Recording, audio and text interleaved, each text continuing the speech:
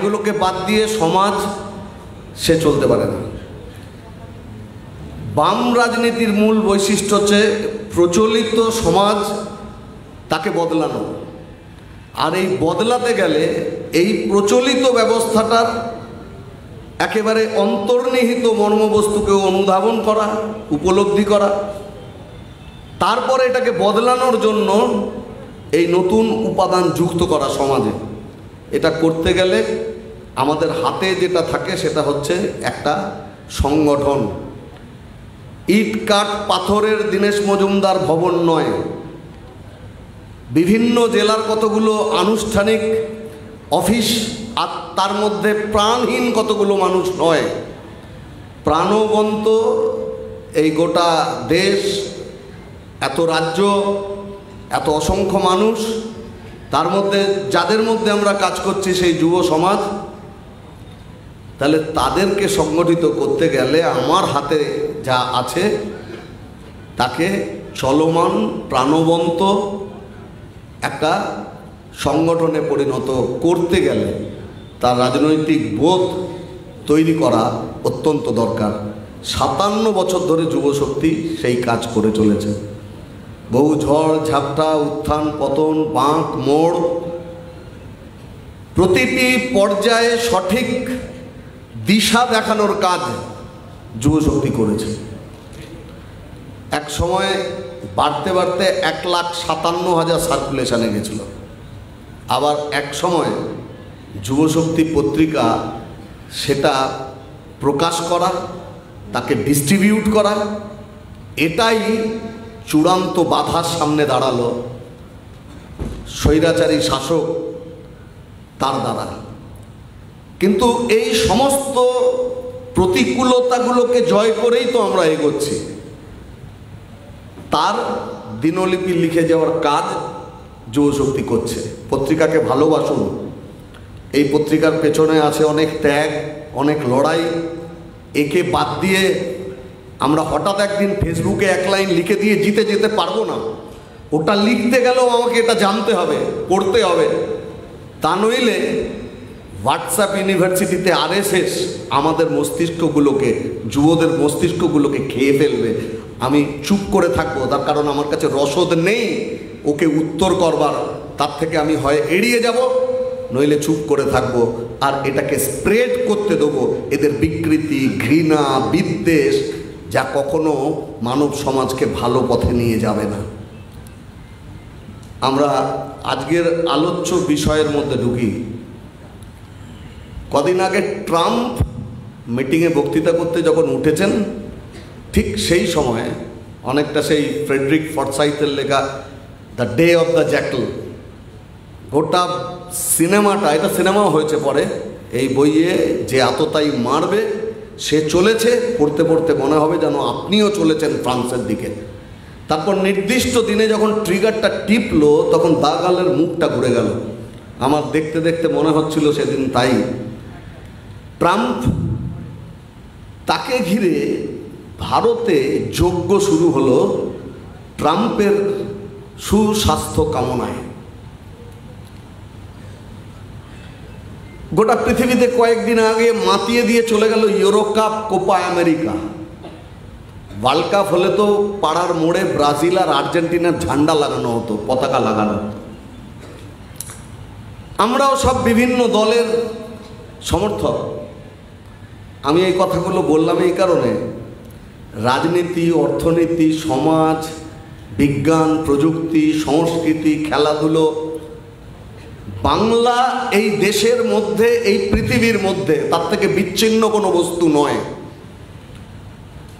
এই কারণে বাম আন্দোলনের প্রতিটি কর্মীকে একটি ঘটনাকে সমাজ, গোটা বিশ্ব, দেশ বিচ্ছিন্ন একটি ঘটনায় হিসেবে যদি আমি দেখতে যাই, তাহলে সামগ্রিকভাবে একটা ঘটনার বস্তুনিষ্ঠ বিশ্লেষণটা ভুল হবে।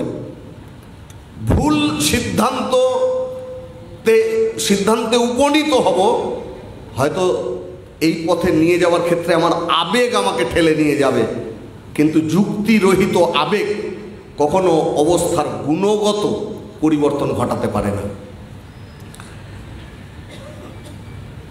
এখনকার এখনকার বিশ্বে অতি দক্ষিণপন্থার উন্মেষ ঘটেছে, সেটা আমেরিকা, আবার ট্রাম্পের উত্থানের পর্বের হয়তো সাক্ষী থাকতে হবে। গোটা ইউরোপ জুড়ে ফ্যাসিবাদের উত্থানের সঙ্গে সঙ্গে সবথেকে বেশি ক্ষতিগ্রস্ত হয়েছিল ইউরোপ। কাজে ইউরোপের দেশগুলোতে অগণিত জনসাধারণের কাছে ফ্যাসিবাদ একটা মূর্তিমান বিভীষিকা, কিন্তু সেই ইউরোপের দেশগুলোতে অতি দক্ষিণপন্থা মাথা তুলে দাঁড়াচ্ছে।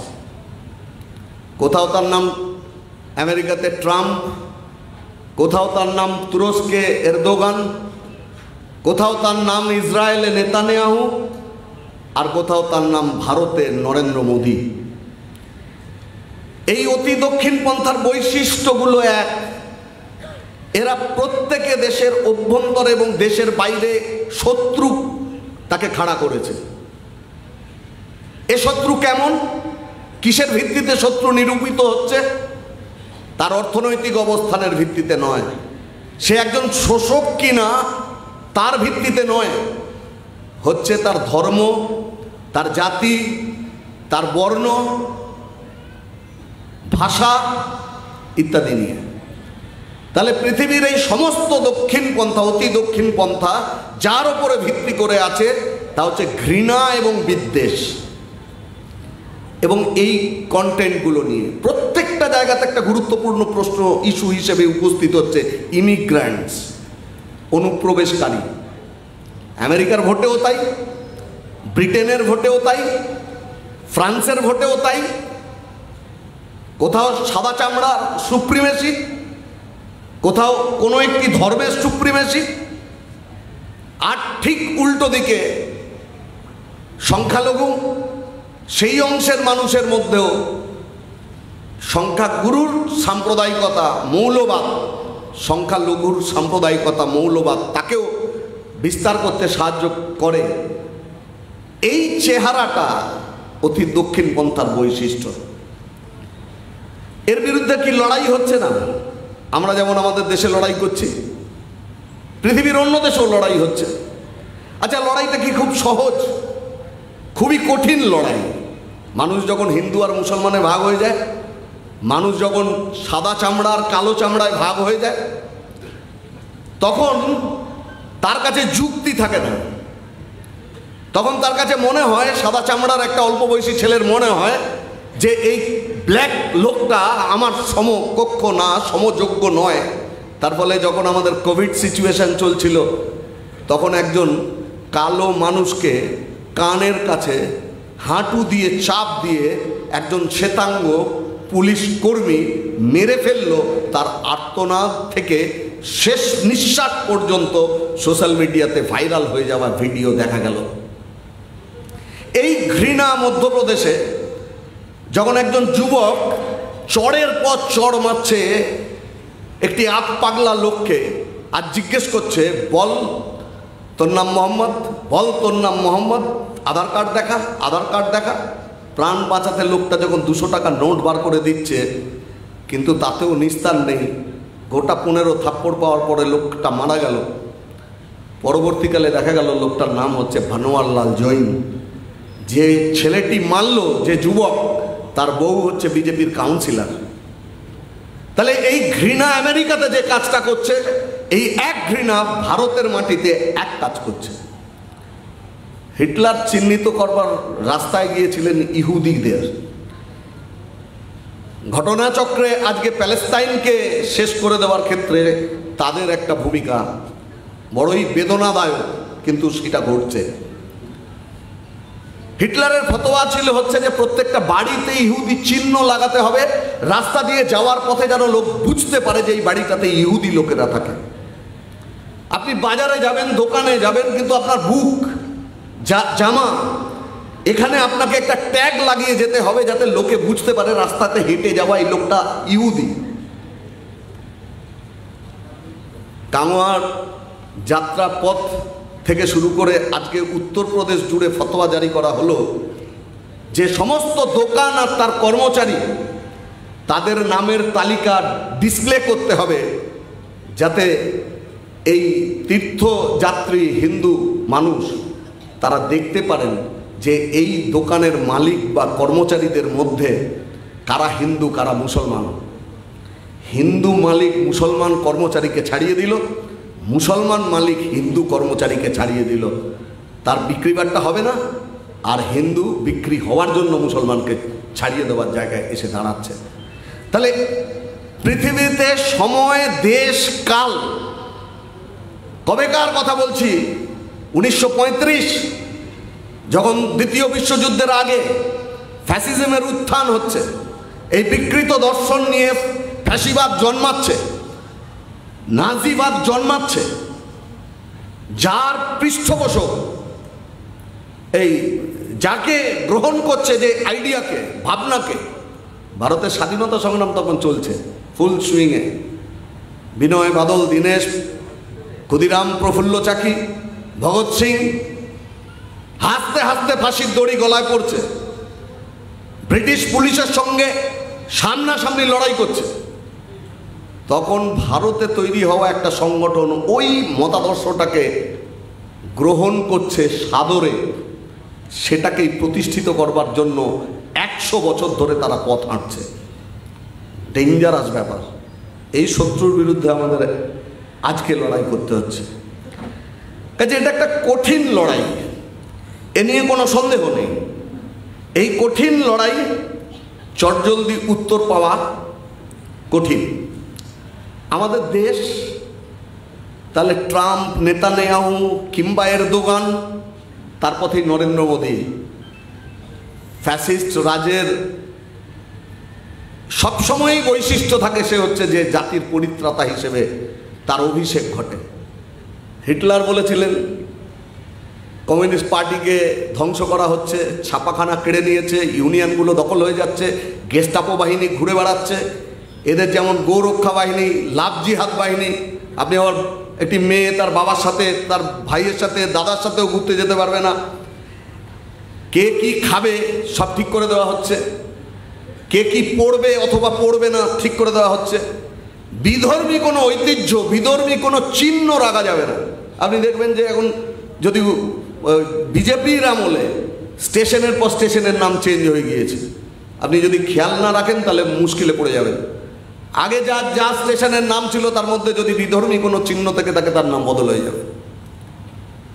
হিটলারও করেছিল বন্য উৎসবের রাত। জার্মানির মাটিতে গোয়েবেল শুরু করেছিলেন, লাইব্রেরি থেকে বই এনে পুড়িয়ে দিলেন, তারপর সেখানে পুড়তে থাকলো কার্ল মার্কস, পুড়তে থাকলো ফ্রেডরিক এঙ্গেলস, পুড়তে থাকলো এরিক মারিয়া রেমার্ক, জার্মানিরই লোক। বাদ গেল না কেউ, আইনস্টাইনও বাদ পড়লেন না, তার বইও পুড়িয়ে দেওয়া হলো। তাহলে সেটা বিজ্ঞান হোক, সাহিত্য হোক, সংস্কৃতি হোক, দর্শন হোক, যা কিছু বিধর্মী তাকে পুড়িয়ে দাও, তাকে নিশ্চিহ্ন করো। এটা হচ্ছে ফ্যাসিস্ট ক্যারেক্টারিস্টিক্স। ভারতের মাটিতেও ঠিক একই জিনিস হচ্ছে, যা কিছু বিধর্মী চিহ্ন তাকে মুছে দাও।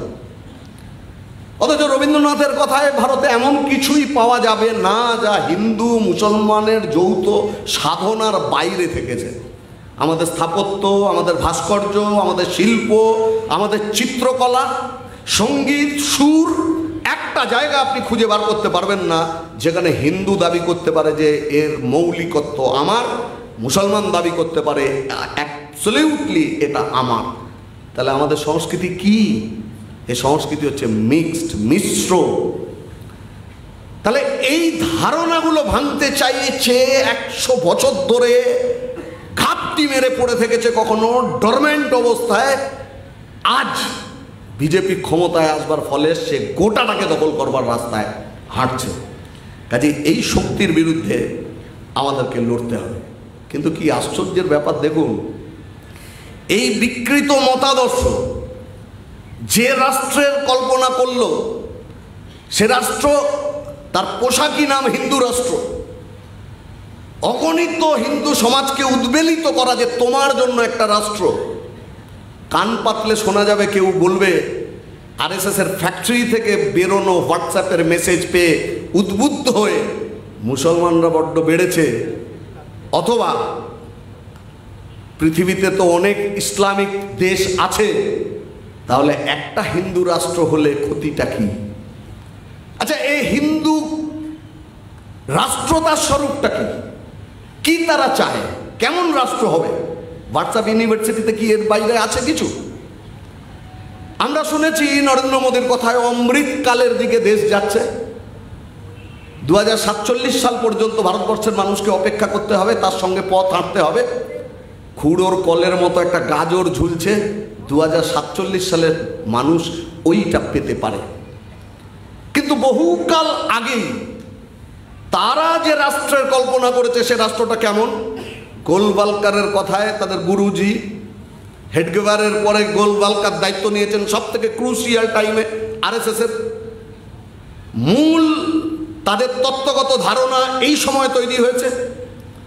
তার মধ্যে তিনি ডিফাইন করছেন যে কি? এক দেশ, এক ধর্ম, এক সংস্কৃতি, এক বিধান, এক প্রধান, এক নেতা আর কি। আপনি দেখুন, এটাকে আরেকটু যদি ন্যারেট করেন গোলওয়ালকারের কথাতে, এই এক দেশ বোঝা গেল, এক সংস্কৃতি মানে হিন্দু সংস্কৃতি, এক ধর্ম মানে হিন্দু ধর্ম, এক ভাষা মানে হিন্দি ভাষা, আর দেশ মানে হিন্দুস্তান। তাহলে কি দাঁড়ালো? ও যা বলতে চাইলো, এটাকে যদি গঠন করতে হয়, তার থেকে যে রাষ্ট্রটা জন্ম নেবে সেটা হচ্ছে হিন্দু, হিন্দি, হিন্দুস্তান, এমন একটা রাষ্ট্র। তাহলে সব কিছু এক, কিন্তু এটার সাথে ভারত, এটা কি চলবে?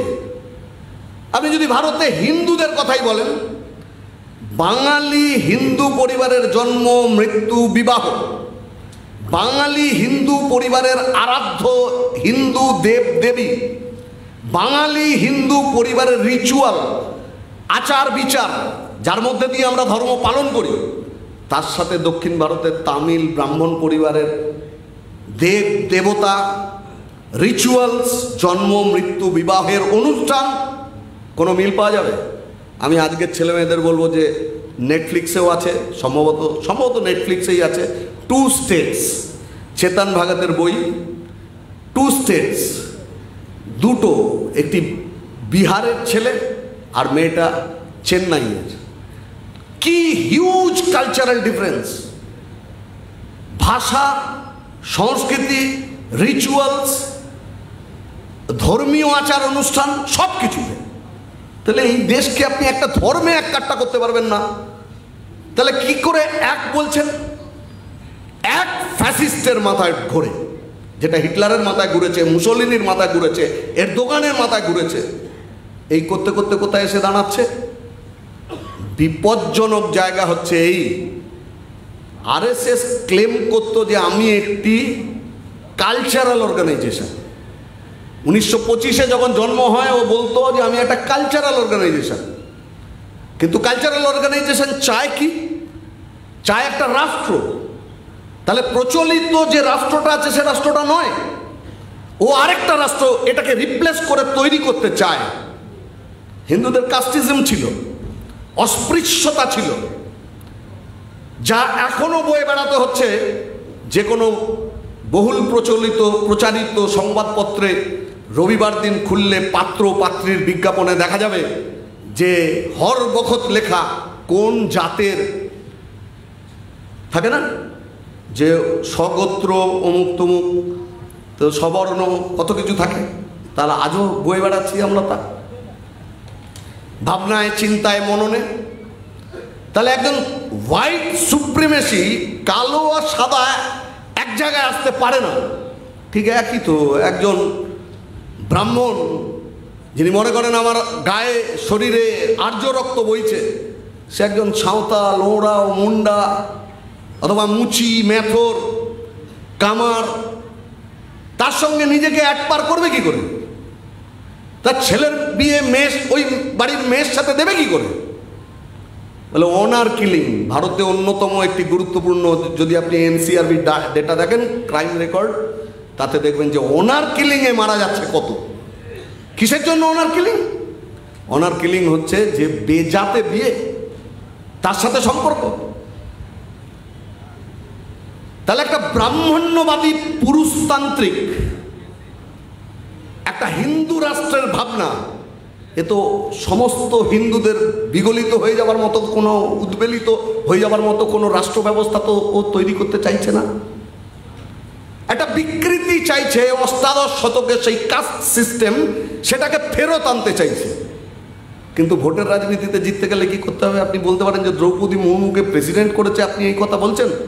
আপনার বিজেপির ওপর রাগ আছে, আরএসএস এর ওপর রাগ আছে, সেই কারণের জন্য আপনি বলছেন? না, একদমই না। ভোটের রাজনীতিতে ব্রাহ্মণদের অংশ কতটুকু, উচ্চবর্ণের অবস্থান কতটুকু, তা দিয়ে ভোটে যেতে যাবে? এত বড় দেশ যেতে যাবে না।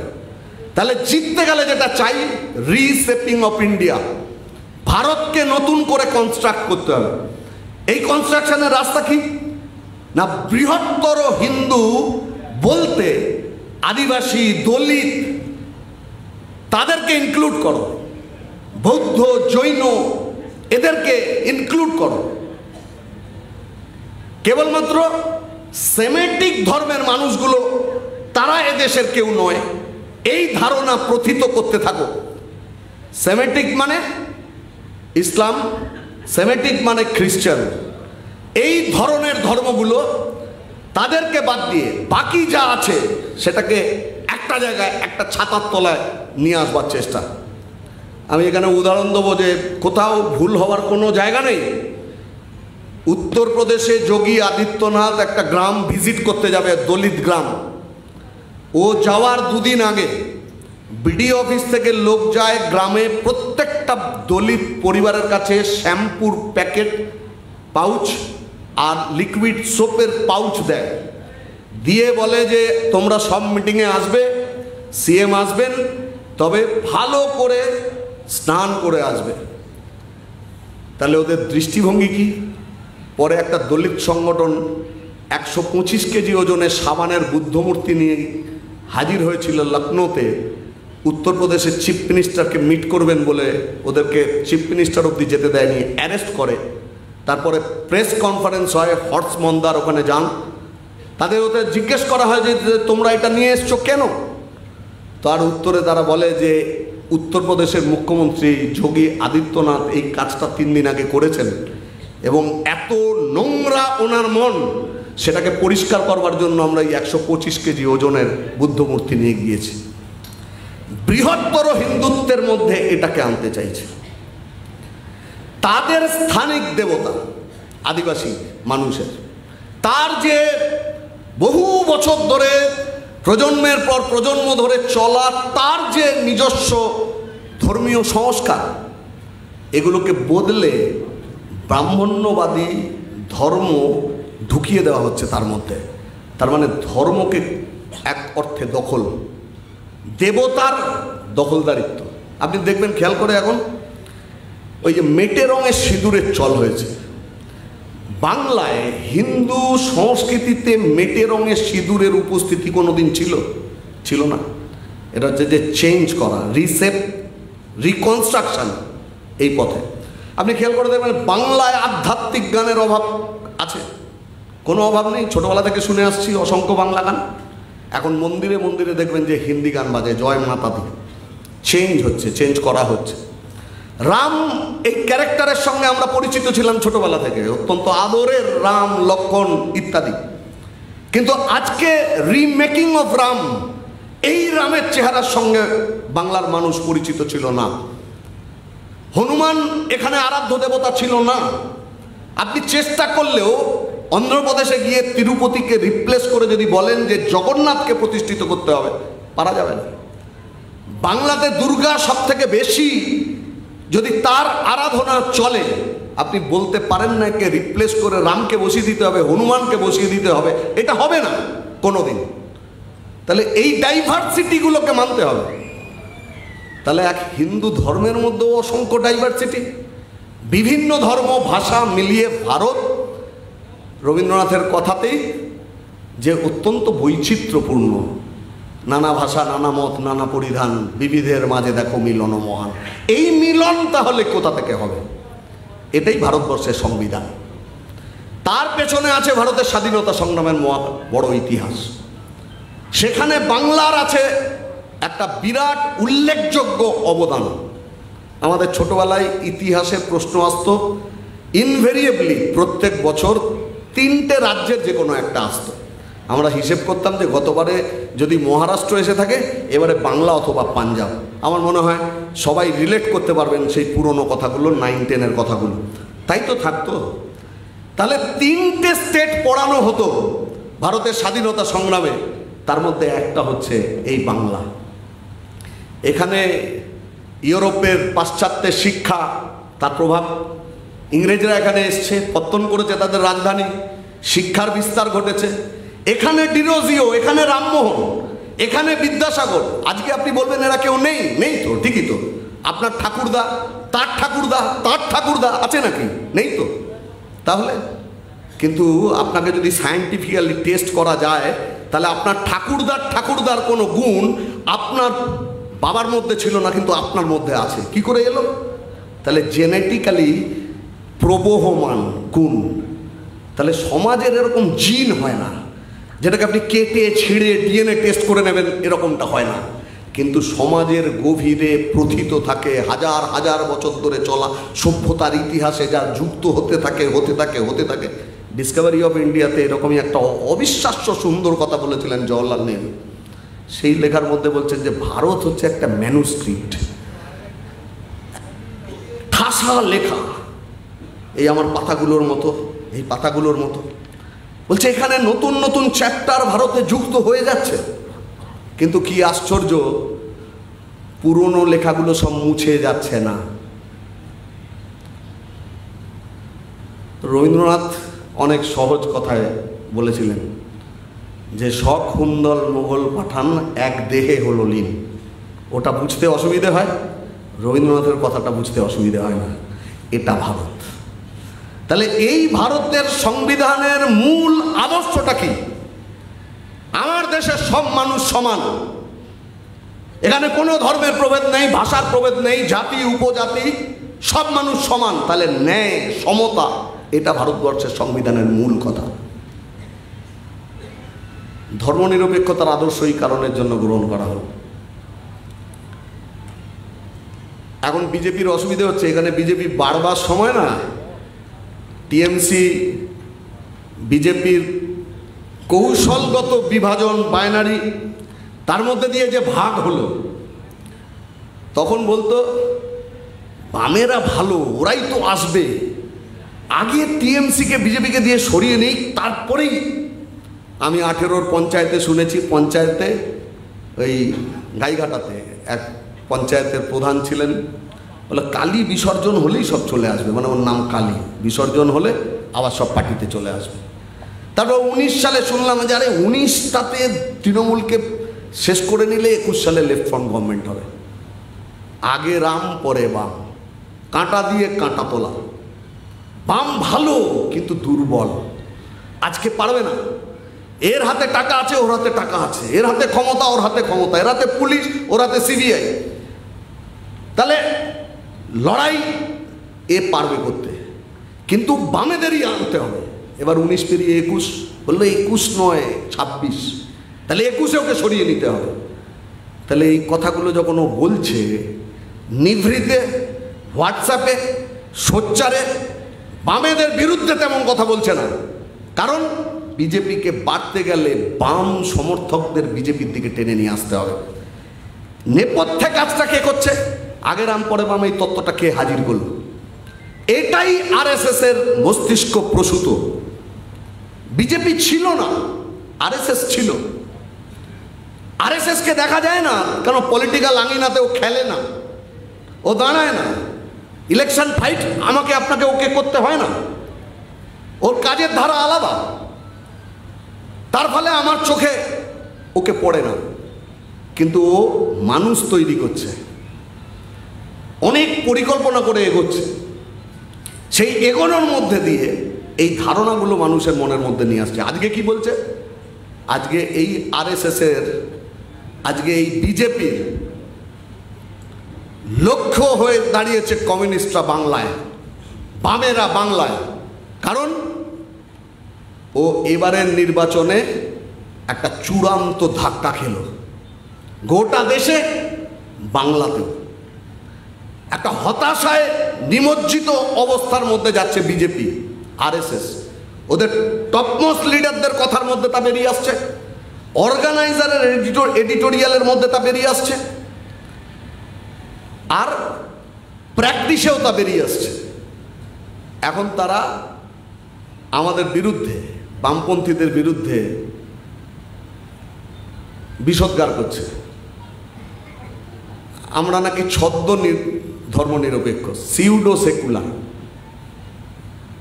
ওদের প্রচারের মধ্যে তা এসছে। অনেকে জানেন না, এই ধারণা প্রথম আরএসএসের মস্তিষ্ক থেকে বেরোয়। স্বাধীনতা সংগ্রামের মধ্যে আরএসএসের কোনো উপস্থিতি ছিল না। গোটা দেশ যখন ব্রিটিশের বিরুদ্ধে লড়াই করছে, 1925 সালে জন্ম একটা অর্গানাইজেশন। আপনি কদিন বাদে দেখবেন, এই তো জুলাই মাস শেষ, আগস্ট মাস, 15 আগস্ট সব থেকে অকওয়ার্ড ডে হচ্ছে নরেন্দ্র মোদীর কাছে। ওর কাছে কি আছে? ও কি দেখাতে পারবে দেশের স্বাধীনতা সংগ্রামী? ওর ঝুলি থেকে ওর পূর্বসূরীদের মধ্যে কাউকে দেখাতে পারবে? দেখাতে পারবে না। এই কারণে কখনো সুভাষ বোসকে দখল করতে চায়, কখনো ভগৎ সিংকে দখল করতে চায়। পৃথিবীর বিভিন্ন দেশে গিয়ে মহাত্মা গান্ধীর চরকা, মহাত্মা গান্ধীর চশমা তাকে ব্যবহার করে। বাপুজি বাপুজি বলতে অজ্ঞান। এর পূর্বসূরীদের হাতে তাদের ধারণা, তাদের আদর্শ, তাদের বিকৃতি, তার ফলে গান্ধীজিকে নিহত হতে হয়েছিল। একটি ক্ষেত্রেও সে জালিয়ানওয়ালাবাগের ওরকম নৃশংস হত্যাকাণ্ড, অথবা বিনয় বাদল দীনেশ অলিন্দ যুদ্ধ, অথবা মাস্টারদা সূর্য সেন, অথবা ভগৎ সিং সুখদেব রাজগুরুর ফাঁসি, একটি ক্ষেত্রে আপনি আরএসএস এর কোন নেতার একটা বিবৃতি দেখাতে পারবেন না।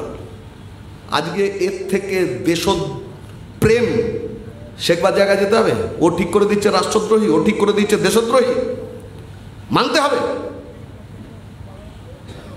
এই বিজেপির সঙ্গে সিপিআইএম কখনো যেতে পারে না, এটা খুব স্পষ্ট বোঝার দরকার ভেতর থেকে। বাংলার রাজনীতির একটা আলাদা বৈশিষ্ট্য, কিন্তু আপনি চেয়ে দেখুন গোটা দেশ কি হলো। বাংলায় তৃণমূলের অত্যাচার, নৈরাজ্য, দুর্নীতি, একটা বড় অংশ মানুষ বা সংখ্যাধিক্য মানুষ তৃণমূলকে সরাতে চায়। আমরাও তো তাই চাই। এখানে কোথাও তো কোনো বিরোধ নেই, কিন্তু এর থেকে পরিত্রাণের রাস্তা তৃণমূলের বদলে বিজেপি। আর বিজেপির মতো এরকম একটা দলকে ঠেকানোর শক্তি হিসেবে তৃণমূল। আমরা বারে বারে এই ধারণাটার বিরোধিতা করে এসছি। আমরা দুটো শক্তির বিরুদ্ধে লড়াই করছি।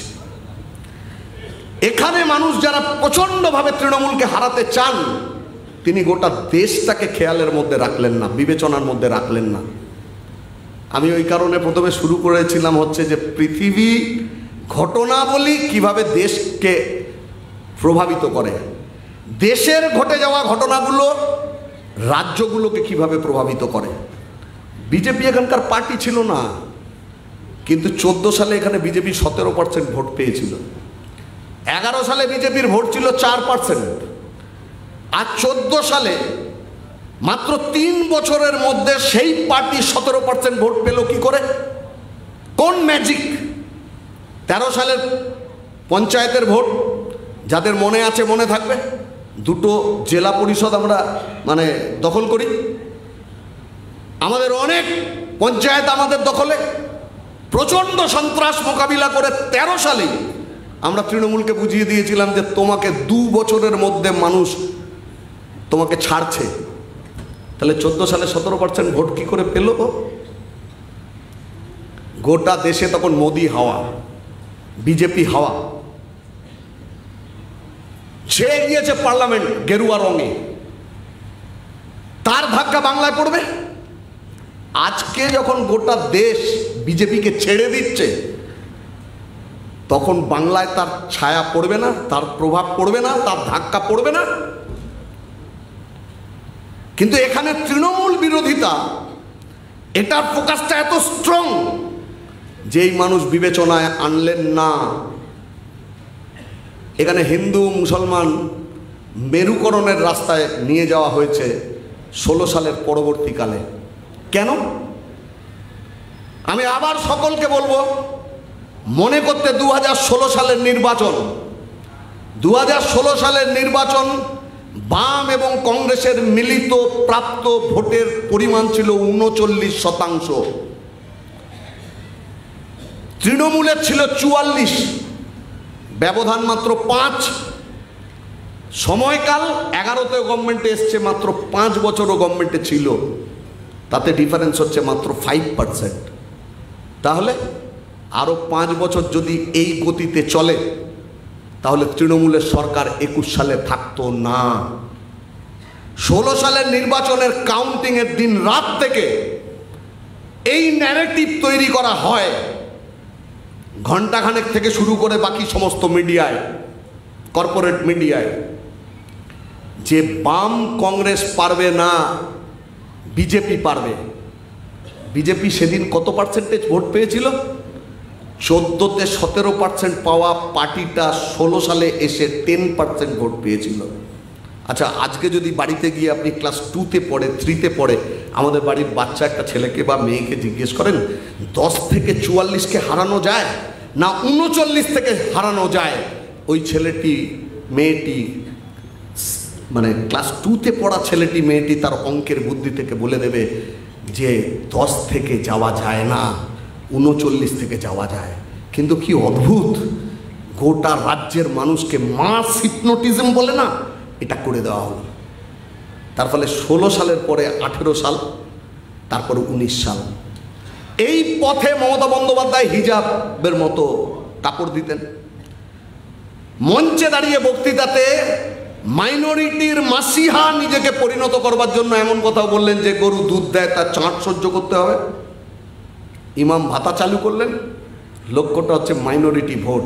উনি বুঝে গিয়েছেন ওনার থেকে লোক সরছে, তাহলে চৌবাচ্চার একটা নল থেকে যদি লোক চলে যায়, জল বেরিয়ে যায়, আরেকটা নল দিয়ে ঢোকাতে হবে জল। ওর বারবার একটা রাস্তা হলো, কিন্তু ওর মূল লক্ষ্যটা তো হচ্ছে, ওর মূল লক্ষ্যটা কি ছিল? ওর মূল লক্ষ্য ছিল ওর বিরুদ্ধের যে ভোটটা আছে সেই ভোটটাকে স্প্লিট করা, নইলে 21 সালে হেরে যাবে। কী করে স্প্লিট করবে? কী করে? 39-এ বসে আছে বাম কংগ্রেস, ও বাড়বে, আর গভর্নমেন্টে ও আছে, তার ফলে ওরটা কমবে, এটাই স্বাভাবিক নিয়ম। তাহলে এইখান থেকে যদি ওর উল্টো দিকের ভোটটাকে 25-20 এরকমই ভেঙে দেওয়া যায়, তাহলে ও এক একটা কনস্টিটিউয়েন্সিতে 1.5 লাখ 2 লাখে জিতবে। তাহলে বিজেপিকে ওঠাবে কি করে? বাম কংগ্রেসকে কমাবে কি করে? এই পরিকল্পনা হচ্ছে যৌথ পরিকল্পনা, যার মূল মস্তিষ্ক আরএসএস সংঘ। তারা যে তৃণমূলকে জন্ম দিয়েছে, যে বিজেপি পশ্চিমবাংলা চিনত না, সেই বিজেপিকে পশ্চিমবাংলা চিনিয়েছে মমতা বন্দ্যোপাধ্যায়। মমতা বন্দ্যোপাধ্যায় যে নতুন পার্টি তৈরি করেছেন কংগ্রেস ভেঙে, সেই এরকম টুকরো টুকরো পার্টি দেশে কংগ্রেসকে ভেঙে যতগুলো তৈরি হয়েছে, তার পেছনে আরএসএস এর ভূমিকা আছে। তার ফলে আরএসএস যে দেশ দেখতে চেয়েছিল বিজেপিকে সামনে রেখে, সেই দেশের পথে হাঁটতে গিয়ে তারা কোনো একটা সময় বাংলায় তৃণমূল কংগ্রেসকে জন্ম দিতে সাহায্য করেছে। তারপর তাকে বিজেপির সঙ্গে একত্রে জোট সরকার পরিচালনা করবার নির্দেশ দিয়েছে, সে করেছে। জ্যোতিবাবু বলতেন যে তৃণমূলের সব থেকে বড় অন্যায়, মমতার সব থেকে বড় অন্যায় বাংলায় বিজেপিকে নিয়ে আসা।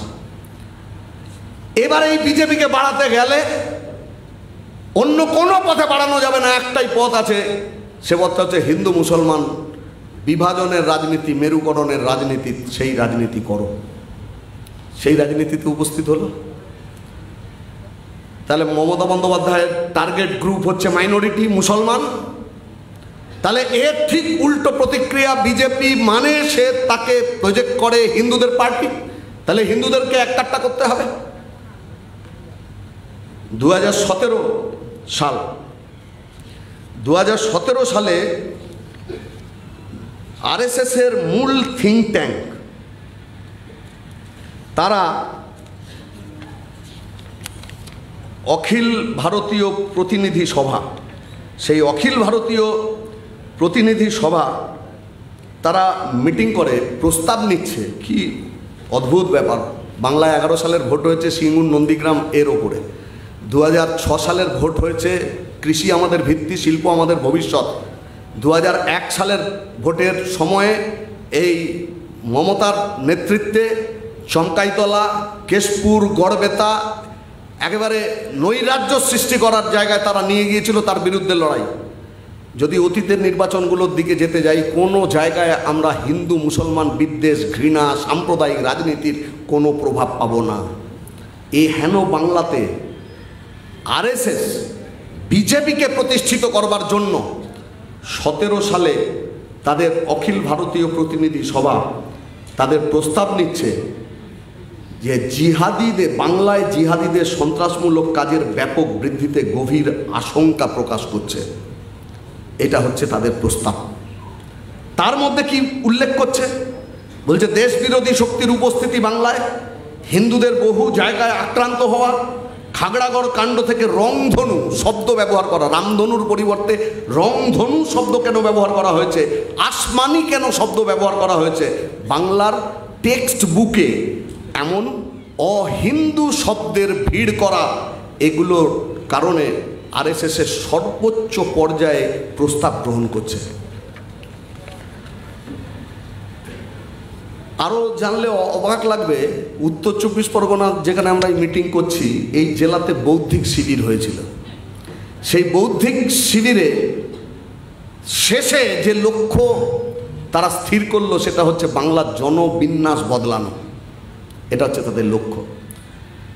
ক্রমাগত বাংলার মানুষের কাছে বলতে থাকা হলো, নীরবে নিভৃতে ফিস করে, হোয়াটসঅ্যাপের মধ্যে দিয়ে, ফেসবুকের মধ্যে দিয়ে, সোশ্যাল মিডিয়ার অন্যান্য ভিডিও তার মধ্যে দিয়ে, যেমন গোটা দেশে হিন্দুকে কনসলিডেট করবার জন্য আরএসএসের প্রচার হচ্ছে হিন্দু খাতরে মে আয়, বাংলায় এই প্রচার করা হলো হচ্ছে যে দেখছো মুসলমানের সংখ্যা কেমন বেড়ে গিয়েছে, এটা পশ্চিম বাংলাদেশ হয়ে যাচ্ছে।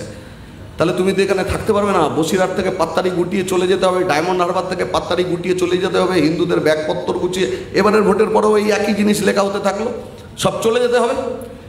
তাহলে বাংলাতে এত বছরের যে দীর্ঘ ইতিহাস, সেই দীর্ঘ ইতিহাসে আমাদের ছোটবেলা থেকে যে বাংলাকে দেখেছি তাতে একবার দুবার এরকম অশান্তির পরিবেশ দেখেছিলাম, সেটা হচ্ছে 92 সালে যখন বাবরি মসজিদ ভাঙা হচ্ছে, তার পেছনেও তো এই আরএসএস সংঘ পরিবার তারা থেকেছে। তাদের কারণের জন্য ভারত পশ্চিমবাংলার সেই সময় এই অবস্থা হয়। যেমন জ্যোতি বসুকে বলতে হয় সন্ধেবেলায় প্রেস কনফারেন্স করতে গিয়ে যে যার ঘরে ঢুকে যান, এই কথা বলতে হয়। এই আরএসএস তারা এখানে বিজেপির বৃদ্ধিতে বিস্তারে নির্দিষ্ট সাহায্যকারী ভূমিকা পালন করেছে। তৃণমূল বিজেপি এই দুজনকে নিয়েই তাদের এই পরিকল্পনা। এদের সম্পর্কে আরও কিছুটা ধারণা আমাদের থাকা দরকার। যেমন ধরুন, বিজেপির জন্ম 1980 সালে, এখানে মমতা ওকে নিয়ে এলো, জোট করলো, একসাথে দাঁড়ালো। 98 থেকে 2004 এই সময় দুজন এমপি তাদের ছিল। গোটা রাজ্যে একটা বড় পলিটিক্যাল ফোর্স বিজেপি কখনো ছিল না এদের জন্য। কিন্তু বিজেপির এই যে আচমকা এতটা উত্থান, কেবলমাত্র মিডিয়া, টাকা, প্রচার তার মধ্যে দিয়ে হয়ে গিয়েছে ব্যাপারটা এমন না। এর পেছনে আরএসএসের নির্দিষ্ট পরিকল্পিত ভূমিকা আছে। আরএসএস এখানে 1939 সালে তার প্রথম শাখা তৈরি করেছিল মানিকতলায়। 39 থেকে 53 পর্যন্ত একটা পর্যায়, যে পর্যায়টায় ভারতবর্ষের স্বাধীনতা সংগ্রামের তীব্রতা, বাংলায় জাতীয় কংগ্রেস তার নেতৃত্বে লড়াই, কমিউনিস্টদের নেতৃত্বে লড়াই, আরেকটা হচ্ছে অগ্নিযুগের বিপ্লবীরা যারা বোমা বন্দুক নিয়ে দেশকে স্বাধীন করবার জন্য তাদের জীবন বাজি রাখতেন। এই তিন ধারার তীব্র স্বাধীনতা সংগ্রাম। তার আগে এখানে যে নবজাগরণ, সেই পর্ব, বাংলার মনন, বাংলার কৃষ্টি সংস্কৃতি ওদের কাছে উর্বর জমি হিসেবে উপস্থিত ছিল না, পারেনি সেভাবে বাড়তে। দ্বিতীয় ফেজ হচ্ছে 1954 থেকে 2008। এই সময়টায় অনুকূল প্রতিকূল দুই অবস্থার মধ্যেই তারা থেকেছে। ভারত পাক যুদ্ধ আর 91 সালে রাম মন্দির আন্দোলন প্রতিষ্ঠার আন্দোলন যখন শুরু হয়, এই সময়টা এখানে আরএসএস বাড়বার ক্ষেত্রে কিছুটা ইম্পিটাস পায়। 2013 সালে এই নদিয়ার কল্যাণী গয়েশপুর গোশালার মাঠে এরা একটা শিবির করে। নানা বয়সে স্বয়ংসেবক, প্রায় 10,000 স্বয়ংসেবক উপস্থিত ছিল। 13 সালের আগে, প্রায় 20-21 বছর আগের ব্যাপার, 1992 সালে ওই একই জায়গায়, ওটাই আরএসএসের প্রথম বাংলায় সব থেকে বড় শিবির, যেখানে 18,000 স্বয়ংসেবক উপস্থিত ছিল। সেখানে কলেজের ছাত্রও ছিল, স্কুলের ছেলেপেলে ছিল, তার সঙ্গে সরকারি কর্মচারী ছিল, কারখানার শ্রমিক ছিল, কৃষক ছিল, নানান বয়সের মানুষ তাদের ছিল। ওদের শাখার সংখ্যা, সেই শাখার সংখ্যাটা বাড়ার ক্ষেত্রেও তৃণমূলের ভূমিকা এটা গুরুত্বপূর্ণ। আজকে গোটা দেশে ওদের যা শাখা আছে তার 4% বাংলায়, গোটা দেশের যা গড় রাজ্য পিছু, সেই গড় হচ্ছে 1350, তার থেকে বেশি শাখা বাংলাতে আছে। 39-এ তো আমি বললাম প্রথম একটা শাখা, 92 সালে 1,500, 2003 সালে কমে 1000, 2011 সাল আমাদের গভর্নমেন্ট যখন চলে যাচ্ছে সেই সময় আরএসএসের শাখার সংখ্যা মাত্র 800।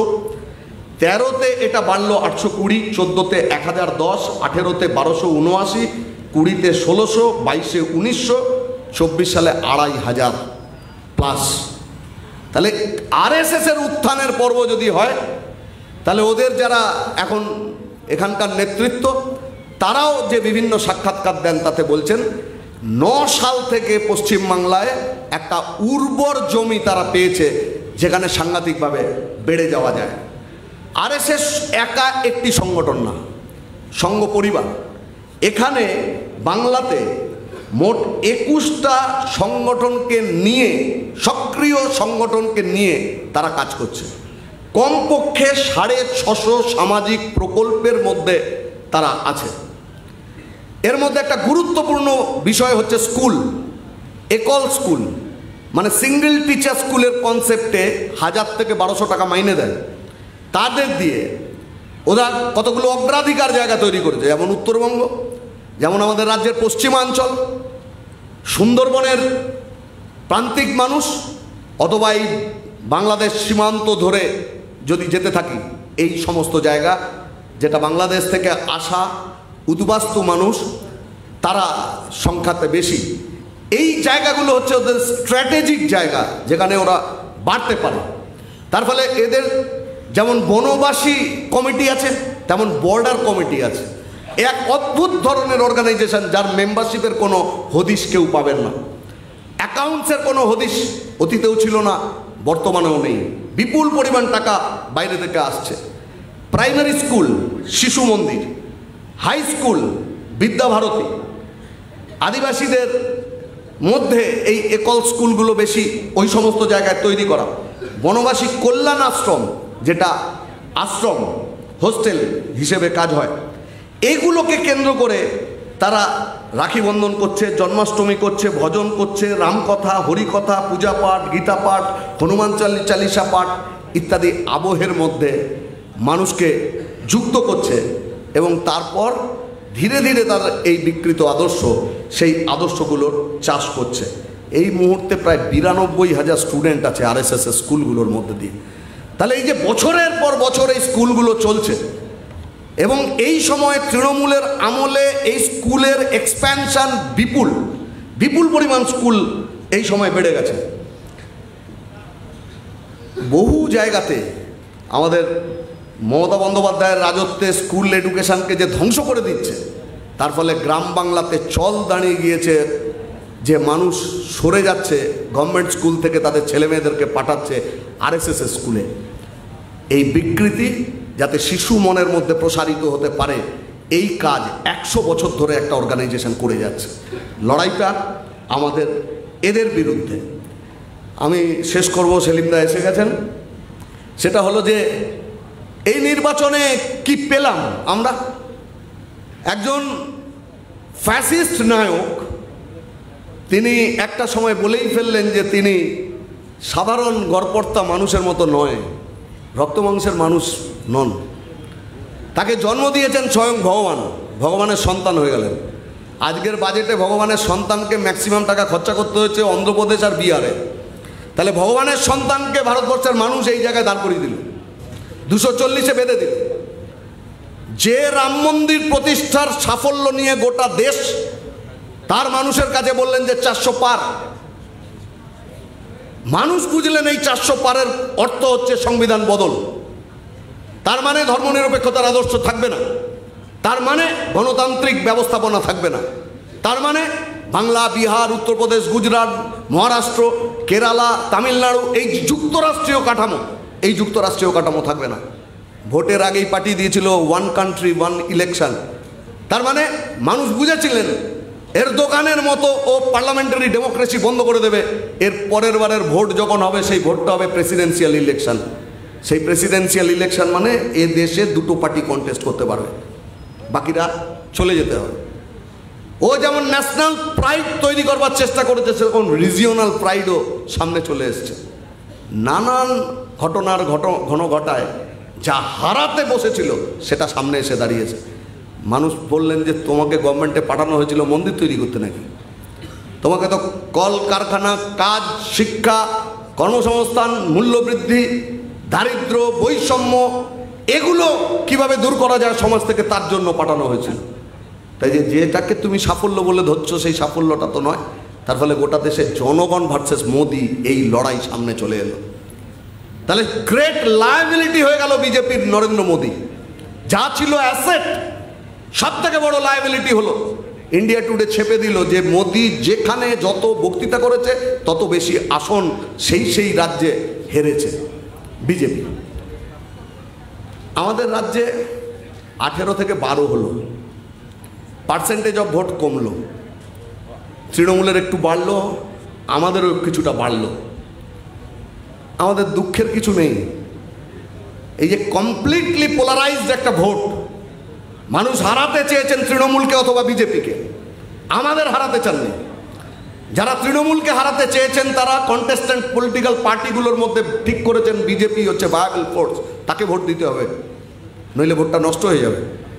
ঠিক উল্টোটা হয়েছে, যারা বিজেপিকে হারাতে চেয়েছেন তারা তৃণমূলের দিকে গেছেন। এখানে একটা বড় উপাদান হচ্ছে মেরুকরণ, তার দ্বারা প্রভাবিত মানুষ, যা পঞ্চায়েত ভোটের সময়ও ছিল না, তেমন একটা অবস্থা তারা তৈরি করেছে। এই বাইনারিটাকে ভাঙা, এই লড়াইটাকে ট্রায়াঙ্গুলার ফাইট, ত্রিমুখী প্রতিদ্বন্দ্বিতার জায়গায় আমরা নিয়ে যেতে পারিনি এবার। তার মানে তো সত্যটা আমাদের কাছে নেই তা না। যেখানে রাম মন্দির প্রতিষ্ঠিত হলো সেই অযোধ্যাতে হাঁটতে হলো কেন? যে হিন্দি, হিন্দুস্তান, হিন্দু রাষ্ট্রের ধারণা যদি এত ভালো হতো, তাহলে হিন্দি হার্টল্যান্ডে বিজেপিকে হাঁটতে হচ্ছে কেন? তাহলে এই প্রশ্নগুলোর গভীর অনুসন্ধান যদি আমরা না করি, তাহলে পশ্চিমবাংলার আজকের এই বাইনারিটাকে ভেঙে দেওয়াটা কঠিন হবে। কিন্তু বিজেপির অস্বস্তি, আরএসএসের আক্ষেপ, 100 বছরে যে দেশটাকে তারা চেয়েছিল সে দেশটা হলো না। অর্গানাইজার লিখছে যে এই কিছুটা ডিফিট, এটার কারণ কি? কারণ বিরোধীরা তারা কমিউনালি মাইনরিটিকে একটা করেছে, আর কাস্ট লাইনে মেজরিটির ভোটটাকে ভেঙে দিয়েছে।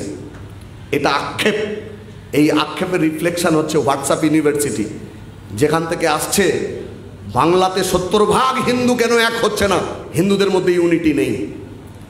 তার আক্ষেপের বহিঃপ্রকাশ শুভেন্দুর গলায়, সবকা সাথ সবকা বিকাশ এই স্লোগান নয়, তাহলে জো হামারা সাথ হাম উনকা সাথ। এখন বিতর্কের কেন্দ্রবিন্দু টেলিভিশন খুললে বাংলাতে এটা, তাহলে এটা আক্ষেপ, হতাশা তার থেকে আসছে। এর মধ্যে 4টে বাই ইলেকশন হয়েছে, তার 3টেতে আমাদের ভোট বেড়েছে 2% থেকে 6%। কেন? এটা তো কথা ছিল না। আমাদের অভিজ্ঞতা হচ্ছে বাগদাতে, রায়গঞ্জে, আমার ব্যক্তিগত অভিজ্ঞতাও গিয়ে শুনছি, গ্রামের মানুষ বলছেন, একাংশ মানুষের পারসেপশনের মধ্যে এটা ঢুকছে যে আমার পুরনো রাজনৈতিক অভ্যাস, বাপ ঠাকুরদার অভ্যাস ছেড়ে 3বার বিজেপিকে ভোট দিলাম, দিয়ে বুঝলাম তৃণমূল শক্তিশালী হওয়া ছাড়া বিজেপিকে ভোট দিয়ে কোনো লাভ নেই। এই পারসেপশনটা অসংখ্য মানুষের মধ্যে ছড়ানোর কাজ আমাদেরকে করতে হবে। এটা পারবে না, তিনবার বাংলায় এই পরীক্ষা যথেষ্ট। এটা দিল্লির ভোট, তাতে যদি এই হয় রাজ্যের ভোট হলে বিজেপি কোথায় যাবে?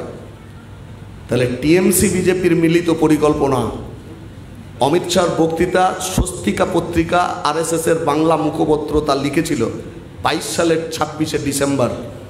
তাতে লিখেছিল যে বাংলায় বামেদের উত্থান দেখছি, যা মমতার মুখ্যমন্ত্রী থাকার থেকেও বিপজ্জনক। RSS এর শত্রু লিস্টে মুসলমান, খ্রিস্টান আর তারপরেই যার নাম সেটা হচ্ছে কমিউনিস্ট। তারা আমাদের খতম করতে চায় আদর্শের বিরোধের জন্য। সত্য আমাদের কাছে আছে, কাজে আমাদের ধ্রুব বলেছে, মীনাক্ষী বলেছে, আমাদের করণীয় কি? এই শত্রুর বিরুদ্ধে লড়াইয়ে আমাদের আদর্শগতভাবে, রাজনৈতিক দিক থেকে আমাদের সমৃদ্ধ, সচেতন, শক্তিশালী হতে হবে। মানুষের সাথে নিবিড় সম্পর্ক স্থাপন এবং লড়াইয়ের নতুন ক্ষেত্র, নতুন বন্ধু তৈরি করতে হবে। আর এর মধ্যে দিয়েই আমরা বাংলার ভাঙতে পারবো। গোটা দেশে এই বিকৃত দর্শনধারী সংঘ পরিবার, তাদের এই বিকৃতির বিরুদ্ধে আদর্শগত লড়াইয়ে তাদেরকে বিচ্ছিন্ন করতে সক্ষম আমরা হব। এই নির্বাচনে যে কাজটা পুরো হলো না, নিশ্চিতভাবেই পরবর্তী সময়ে তা হবে। আজকে এই যুবশক্তির পত্রিকার 57তম প্রতিষ্ঠা দিবসে আপনাদের সকলকে অভিনন্দন জানিয়ে আমি আমার কথা শেষ করব। অভিনন্দন আমাদের সংগঠনের প্রাক্তন যুবশক্তি পত্রিকার সম্পাদক পলাশ দাসকে। এখন আমাদের মধ্যে উপস্থিত হয়েছেন সংগঠনের প্রাক্তন সর্বভারতীয় সাধারণ সম্পাদক কমরেড মোহাম্মদ সেলিম। কমরেড মোহাম্মদ সেলিমকে এখন পুষ্পস্তবক দিয়ে অভিনন্দন জানাবেন আমাদের রাজ্যের সম্পাদক কমরেড মীনাক্ষী মুখার্জি এবং যুবশক্তি পত্রিকার সম্পাদক কমরেড কলতান দাশগুপ্ত।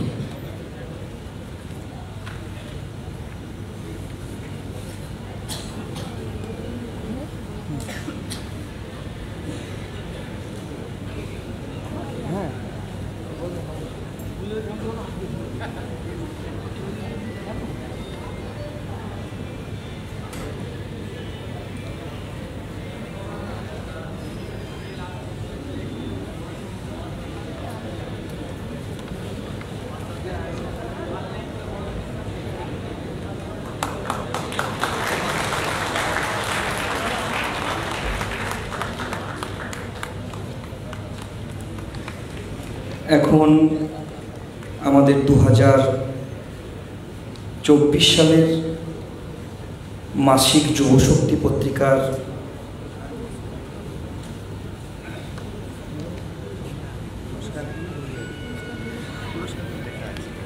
আমাদের 2023 সালে শারদীয়া যুবশক্তি 20,323 হয়েছিল। তার মধ্যে সংখ্যা ভিত্তিতে প্রথম উত্তর 24 পরগনা জেলা 3,115, দ্বিতীয় কলকাতা 3,025, হুগলি 700। আমাদের 2023 সালের মাসিক যুবশক্তি পত্রিকার প্রথম হয়েছিল পূর্ব বর্ধমান, দ্বিতীয় কলকাতা, তৃতীয় মুর্শিদাবাদ। এখানে আমাদের সাংগঠনিকভাবে কিছু রাজনৈতিক এবং সাংগঠনিক সিদ্ধান্ত নিতে হয়। সেই সিদ্ধান্তই কারণেই আর মেম্বারশিপের 2022 সালের মেম্বারশিপের পার্সেন্টেজের ভিত্তিতে প্রথম হয়েছিল দক্ষিণ দিনাজপুর, দ্বিতীয় পূর্ব বর্ধমান, তৃতীয় কলকাতা। এর মধ্যেও আমাদের একটা বেশি অংশের সংখ্যক যুবশক্তি জমা দিয়েছিল উত্তর 24 পরগনা 4,025, হুগলি 2393, মুর্শিদাবাদ 2310। আমি উত্তর 24 পরগনা, কলকাতা, হুগলি, পূর্ব বর্ধমান, কলকাতা, মুর্শিদাবাদ, দক্ষিণ দিনাজপুর তো নেই, পূর্ব বর্ধমান আর কলকাতা এই জেলার নেতৃত্বদেরকে দ্রুত মঞ্চে আসার জন্য অনুরোধ করছি। প্রথমেই আমাদের শারদ যুব শক্তি পত্রিকার প্রথম উত্তর 24 পরগনা জেলাকে ডেকে নেব। তাদের হাতে স্মারক তুলে দেবেন সংগঠনের প্রাক্তন যুব শক্তি পত্রিকার সম্পাদক কমরেড পলাশ দাস।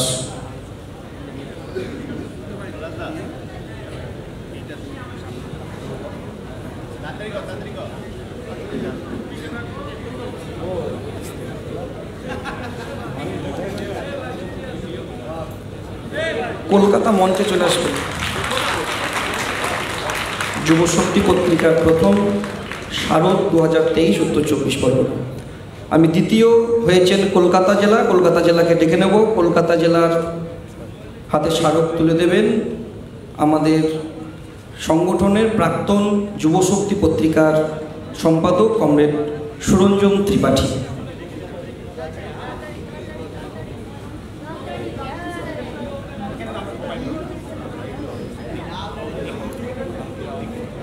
হুগলি জেলা ডান দিকে থাকবেন।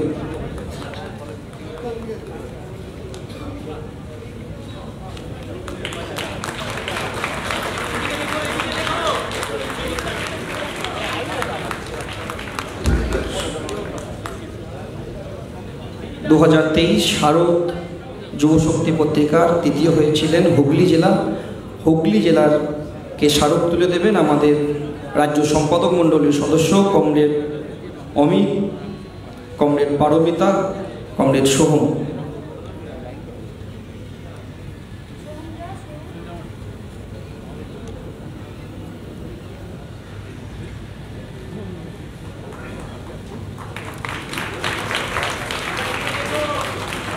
মাসিক যুব শক্তি পত্রিকার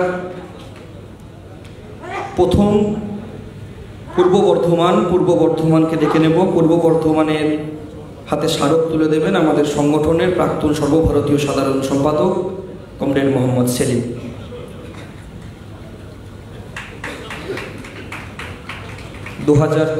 মাসিক যুব শক্তি পত্রিকার প্রথম। কলকাতা জেলা থাকবেন।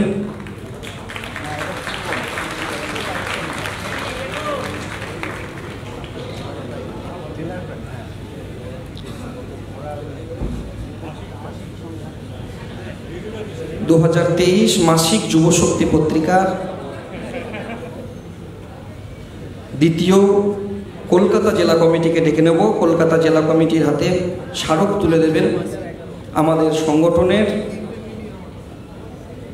প্রাক্তন রাজ্যের সম্পাদক কমরেড শাইনদীপ মিত্র।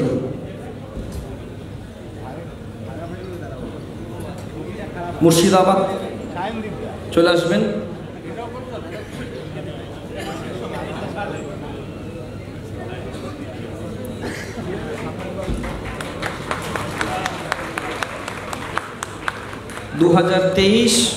মাসিক যুব শক্তি পত্রিকার তৃতীয় মুর্শিদাবাদ জেলা কমিটিকে ডেকে নেব।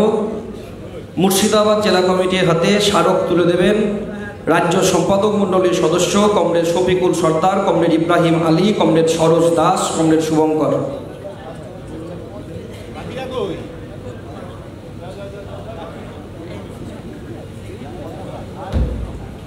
বাকিরা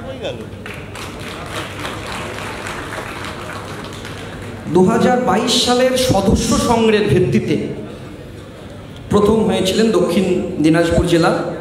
কারণ আমাদের এই যুবশক্তির প্রতিষ্ঠা দিবসের আর একটা পার্টের প্রোগ্রাম দক্ষিণ দিনাজপুরে হবে, ওনারা আসেননি। দ্বিতীয় হয়েছেন পূর্ব বর্ধমানকে ডেকে নেব। পূর্ব বর্ধমানের হাতে স্মারক তুলে দেবেন কমরেড কলতান দাশগুপ্ত, কমরেড অপূর্ব প্রামাণিক, কমরেড পৌলবী মজুমদার।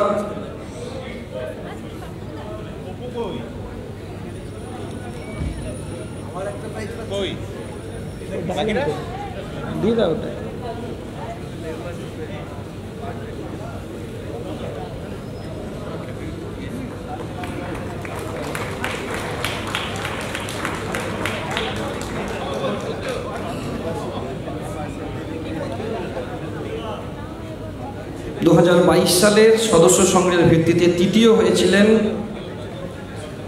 কলকাতা জেলা কমিটি কলকাতা জেলা কমিটির হাতে স্মারক তুলে দেবেন কমরেড সপ্তর্ষি দেব, কমরেড সুনীল মাহাতো, কমরেড বিকাশ ঝা, কমরেড আকবর আলী।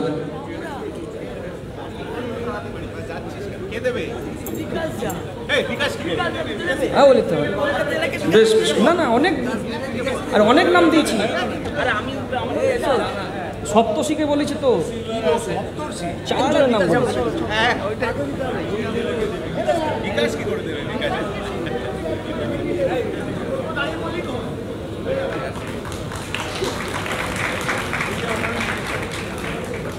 দু 2024 সালের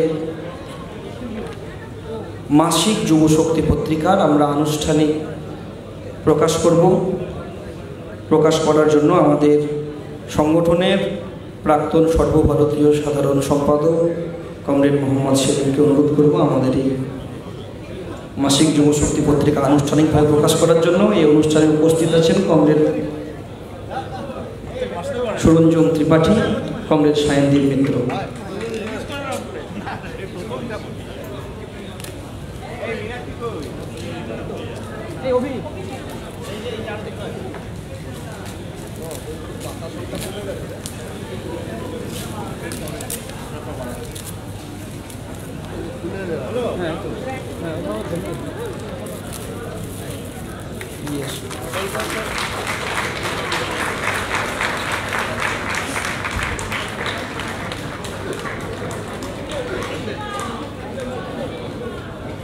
ওইটাই সিগনেচার দরকার নেই আমার দেখা। আমাদের যুব শক্তি পত্রিকার 57তম প্রতিষ্ঠা দিবসের আলোচনার বিষয় আরএসএস দক্ষিণপন্থার বিপদ ও প্রতিরোধের বর্ণমালা। এখন আলোচনা করবেন সংগঠনের প্রাক্তন সর্বভারতীয় সাধারণ সম্পাদক কমরেড মোহাম্মদ সেলিম। কমরেড মোহাম্মদ সেলিমকে বলার জন্য অনুরোধ করছি।